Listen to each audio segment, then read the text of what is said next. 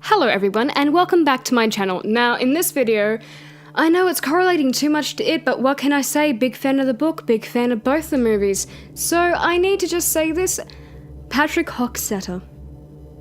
Yes, you know the guy played by Owen Teague, who is an absolute dreamboat. Well, at least according to the internet, he is a fucking dreamboat. What was that, Cat? Say it to my face. But hey, I understand the internet. You see a cute guy and you think, yes, he is redeemable for all bad qualities, but Patrick Hockstetter has a lot of qualities that just aren't redeemable, and I thought when I first saw him, wow, oh shit, of course. He looks cute. So people who haven't read the book, I thought I should just let you in, cause while Hockstetter can seem like just a pyromaniac bully, he is much more than just that. So please join me on this little journey of just 5 things about Patrick Hockstetter that you may not have known. Number 1 is Patrick had a very interesting fridge in the junkyard. Now, I can understand teens wanting fridges, like teens are very hungry, but let's keep in mind in the book he's about 12 or 13, so keep this fridge in mind when I speak to you about it, okay? Now, Patrick is a little weird, I'll give him that. He's not even a little weird, he's just very weird in general. And in this fridge, he would keep dead animals that he had chosen to kill, and just keep it in there, you know, to let it chill.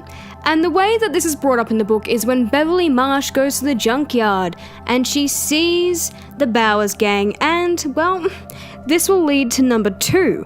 Henry threatens Patrick, and threatens to bring up to the whole town about his fridge.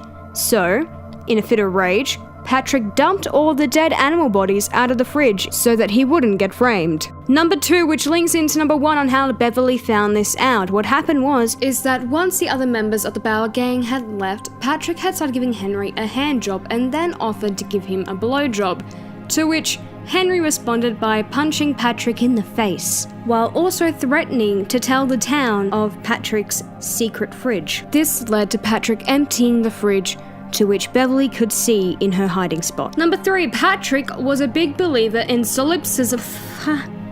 Okay, do that again. A believer in solipsism. Fuck! Solipsism. Oh, a big believer in solipsism. I know I'm saying that wrong. Solipsism. No, I said it right!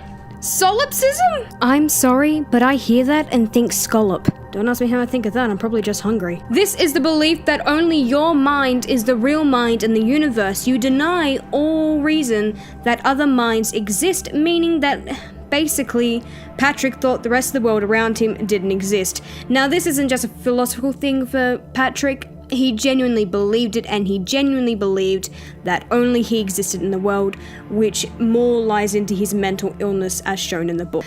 To quote the novel, Patrick himself thinks that he is the only, quote, actual creature, probably the only one in the universe, end quote. Number 4, Patrick killed his younger brother believing that he too was also somehow becoming real. He was scared that his family would choose to,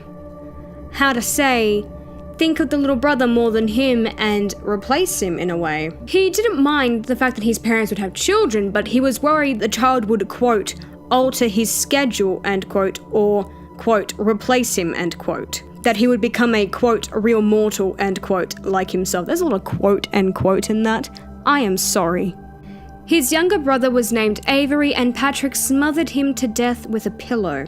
His father had later seen the marks of Patrick's wet boots that had been made on the floor, and he slammed the door so hard, the frame split in a fit of rage after coming to the realization that his eldest had done this. However, he never questioned Patrick about what happened. Number 5, Patrick was not well liked amongst the others. He was probably the reject in the Bowers gang because, hey, it's Patrick. He was more psychopathic in the team, while Henry is displayed as the boss of the group, which he is the boss of the group. Patrick was the second-hand man, but not because of being well liked, but more because he was a freaking freak. I thought I would give fact number 5 2 parts, since the first part was a bit short, so here is Fact 5 Part 2 for your own enjoyment and just because you need to know this. So, fact number 5, part 2, Patrick's death was flying leeches. Yes, that was his main fear, and I do believe that this was a reasonable death for him. Very painful.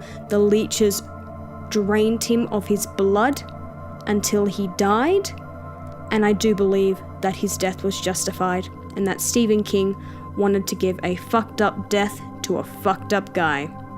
And that concludes today's episode. While this technically isn't for horrific reviews, it will go into horrific facts, it relates to it still, and I thought it'll fit in. This might become its own series, but for now, it'll be in the horrific reviews series. Hope you enjoyed the video. Bye for now, not forever.